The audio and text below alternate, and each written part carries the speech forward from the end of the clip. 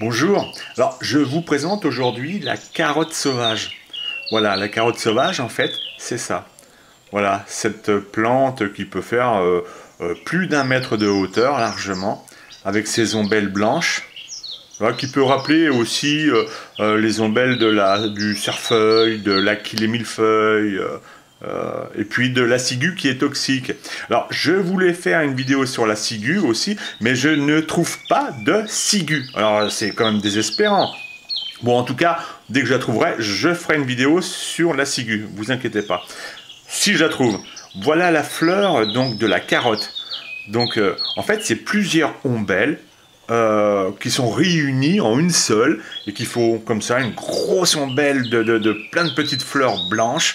Et puis au centre de la fleur blanche, il y a pratiquement à chaque fois, pas toujours, une petite fleur de couleur. Alors allant du rose jusqu'au violet très foncé. Vous voyez là, elle est violette. Voilà. En fait, cette fleur a pour but seulement d'attirer les insectes. Les plantes sont vachement malines, elles sont intelligentes, elles font pas n'importe quoi, hein.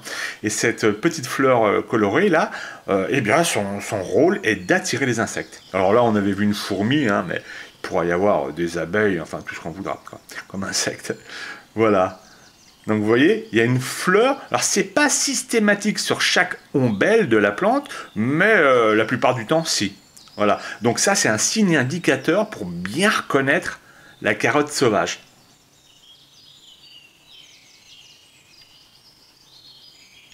Et puis sur le même pied, vous allez voir hein, des ombelles refermées comme celle-ci.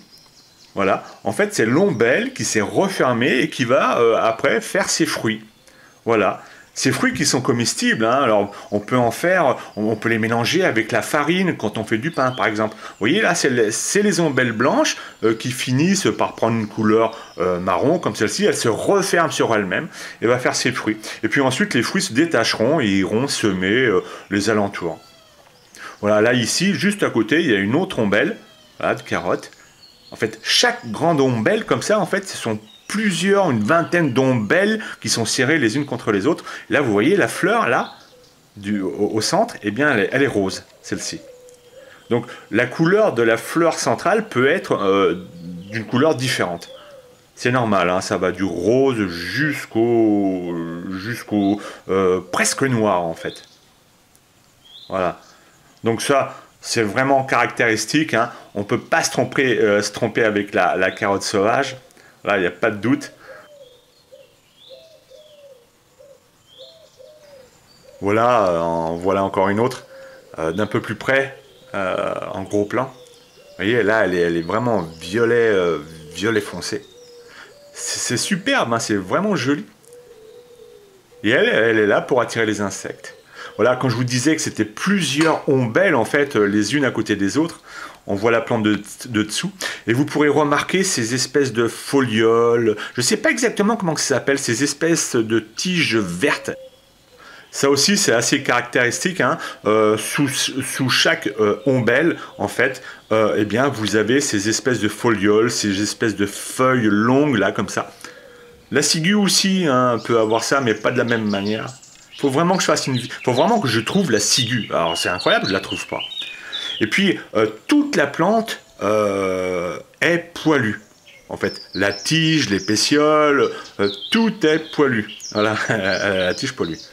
Alors que la ciguë, elle, est sans poils. Voilà, elle n'a pas de poils du tout sur la tige, sur les pétioles. Elle n'a pas de poils. On dit qu'elle est glabre. Voilà. Donc, vous voyez, hein, on voit bien que c'est bien poilu ici. Puis en plus, ça sent la carotte. Si vous froissez les feuilles, vous verrez, ça sent la carotte. Même les fleurs, si vous les froissez dans vos mains, vous ressentez la carotte. Alors que la ciguë, elle, va pas sentir bonne. Voilà, la carotte, elle, on ressent vraiment le parfum de la carotte, hein. Et puis d'ailleurs, la racine que je vous montrerai a un goût bien plus prononcé que la carotte orange que l'on achète dans le commerce. Regardez là, j'ai trouvé une jeune pousse. Voilà, donc là, elle est sans fleurs. Alors, on peut bien voir, franchement, hein, là, on pourrait s'attendre à voir une carotte orange là-dessous, hein. On reconnaît bien les feuilles de la carotte. Et comme je vous l'ai dit, au moindre doute, vous froissez les feuilles et vous allez voir, ça sent la carotte. Et puis, vous regardez bien les tiges. Voilà, comme ici, regardez, elles sont poilues. La ciguë, non, il n'y a pas de poils sur la ciguë. Voilà. Donc, regardez, ça, c'est bien les feuilles de la carotte, on les reconnaît bien. Alors, voilà, je voulais montrer avec les fleurs tout à l'heure parce que ce sera déjà un début pour vous pour bien la reconnaître, pour bien reconnaître les fleurs, pardon, les feuilles, les folioles. Voilà. Ce sera déjà un début. Alors voici la racine. Alors malheureusement, j'ai pas pu déterrer la racine de la jeune pousse que vous venez de voir parce que j'ai pas pris ma pelle, j'ai voulu la déterrer avec la main. J'y suis pas arrivé, elle est restée dans le sol. Je suis arrivé à déterrer une autre racine, mais celle-ci, ça doit être la deuxième année. Elle n'est pas chouette. Il faut privilégier les racines plus fines que celle-ci. Voilà. Alors quand vous allez la gratter, comme je le fais, la racine est blanche. Parfois, comme vous allez voir tout à l'heure, elle peut être aussi un peu violet, des reflets violets. Et puis, ça sent la carotte. Ça, il n'y a pas photo. Hein. Voilà. Alors, dans la racine de la carotte, par exemple, il n'y aura pas tellement de vitamine A, mais beaucoup plus d'autres vitamines.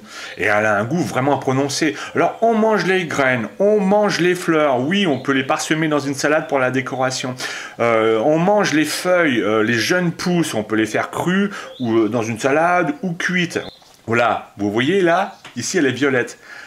Donc finalement dans la carotte, tout se mange, mais pas la racine quand la plante est en fleur, pas la deuxième année. La racine de la carotte en fleur, la deuxième année est fibreuse, dure, pas bonne, enfin pas bonne. Il y en a certains qui vont aller la faire cuire dans de l'eau chaude, enfin oui, bah, évidemment, et puis vont la ramollir, ils vont la consommer quand même. Mais la carotte est bien meilleure la première année, alors donc c'est une jeune pousse sans fleurs, la racine est plus fine, il est même un peu difficile de la râper, alors vous allez la couper en morceaux comme ça dans vos salades, ou la faire cuire si vous avez envie. En tout cas, si vous avez le moindre doute sur une plante, surtout, bien, vous ne la ramassez pas, mais surtout, vous ne la consommez pas, car une plante peut être aussi bonne pour la santé qu'elle peut être mortelle. A bientôt pour une prochaine vidéo.